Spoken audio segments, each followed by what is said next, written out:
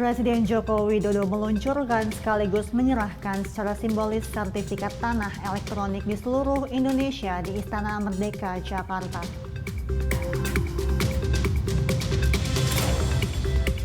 Kapolri Jenderal Listio Sigit Prabowo menandatangani kerjasama antara Komisi Pemberantasan Korupsi dan Polri di bidang koordinasi dan supervisi untuk memberantas korupsi. Seorang anak di Desa Sukaasih, Tasikmalaya, Jawa Barat tewas dianiaya oleh orang tua kandungnya hingga meninggal dunia.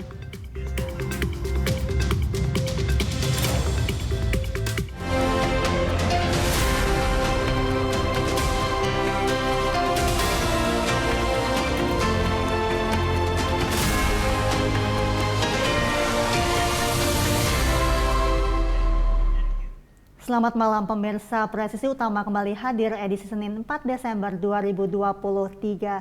Selain 3 berita utama tadi, selama 1 jam ke depan kami juga telah menyiapkan sejumlah informasi terkini lainnya. Saya Mentari Detanzil, inilah Presisi Utama selengkapnya.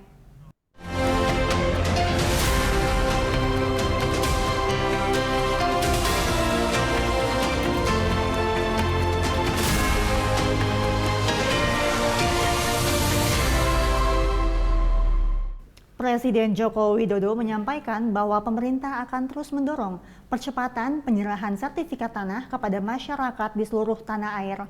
Hal ini disampaikan saat meluncurkan sekaligus menyerahkan secara simbolis sertifikat tanah elektronik di Istana Negara, Jakarta.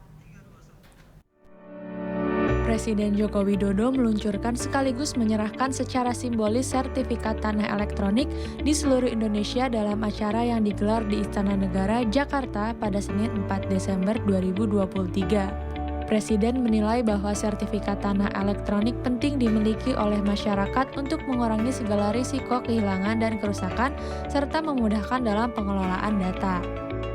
Sampai hari ini totalnya sudah 109 juta sertifikat yang telah kita berikan kepada masyarakat. Total. Tadi saya bisik-bisik ke Pak Menteri ATR, 2024 total akan mencapai angka berapa? Kurang lebih. Yang janji bukan saya, Pak Menteri ATR BPN. Kurang lebih 120 juta sertifikat. Artinya kurang 6 juta itu. Itu yang namanya kerja. Tapi saya lihat memang di kantor-kantor BPN sekarang kerjanya sampai malam terus. Ya memang harusnya seperti itu, memberikan pelayanan pada masyarakat. Dan hari ini sekarang kita luncurkan lagi yang namanya sertifikat tanah elektronik yang ditandai tadi sudah kita serahkan sertifikatnya dan penyerahan kepada 2.550.800 sertifikat tanah di seluruh Indonesia. Kecepatan ini yang terus akan kita dorong dan saya ingin pastikan Bapak Ibu sudah menerima sertifikatnya dan saya minta yang sudah pegang sertifikat diangkat. Presiden Jokowi menyampaikan bahwa pemerintah akan terus mendorong percepatan penyerahan sertifikat tanah kepada masyarakat di seluruh tanah air. Pemerintah pun menargetkan penyerahan sertifikat tanah pada tahun 2024 mencapai 120 juta sertifikat dari total 126 juta sertifikat. Kepala Negara pun mengapresiasi langkah Kementerian Agraria dan Tata Ruang Badan Pertahanan Nasional yang telah melakukan digitalisasi layanan pertanahan tersebut. Presiden pun menginstruksikan untuk mensosialisasikan layanan tersebut kepada seluruh masyarakat di Indonesia. Anak berkebutuhan khusus di Desa Sukaasih, Tasikmalaya, Jawa Barat tewas dianiaya oleh orang tua kandungnya hingga meninggal dunia. Kedua tersangka pasangan suami istri berinisial SM dan BK berhasil ditangkap oleh Polres Tasikmalaya pada hari ini. Kematian anak berkebutuhan khusus Alif Nugraha, anak berusia 10 tahun dianiaya oleh orang tua kandungnya hingga tewas usai mendapat penganiayaan dalam kurun waktu 3 bulan. Kedua tersangka nekat menganiaya korban lantaran kesal. Sang anak sering menangis ketika meminta makan atau menolak dimandikan. Korban merupakan anak berkebutuhan khusus yang memiliki kekurangan bagian tubuh sebelah kirinya tidak berfungsi, membuat korban harus menggunakan kursi roda. Kepala Satuan Reserse Kriminal Polres Tasikmalaya Ibtu Ridwan Budiarta mengungkap tersangka menganiaya korban menggunakan alat-alat seperti gayung, sapu, hingga sendok. Humas Polres Tasikmalaya Polda Jawa Barat melaporkan untuk Polri TV.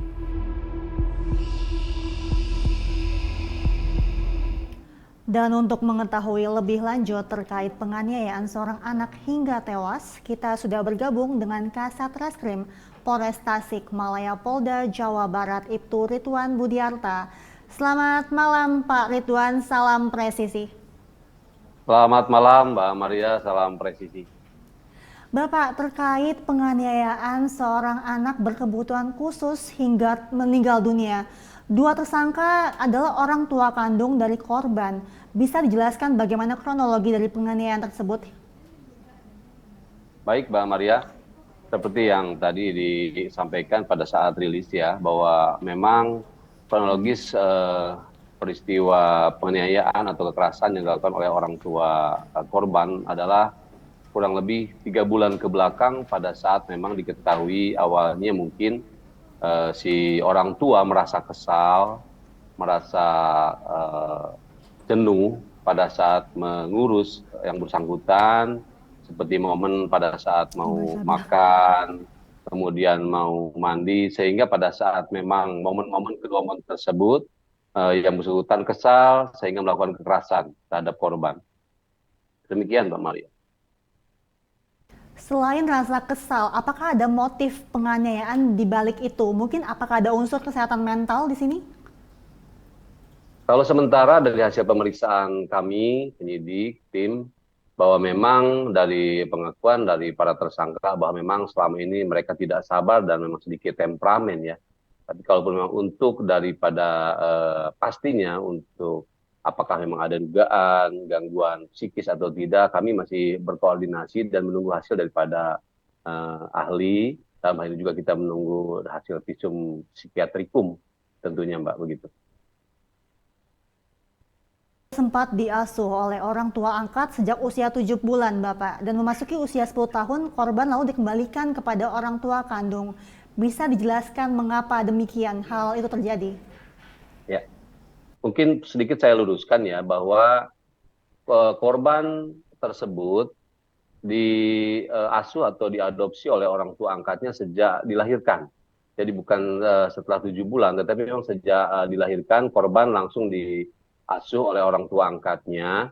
Kemudian sekitar 7 bulan ke belakang sebelum korban meninggal, korban dititipkan kembali ke orang tua kandungnya dengan alasan bahwa orang tua angkatnya yang kebetulan yang perempuan, ibu angkatnya itu meninggal dunia.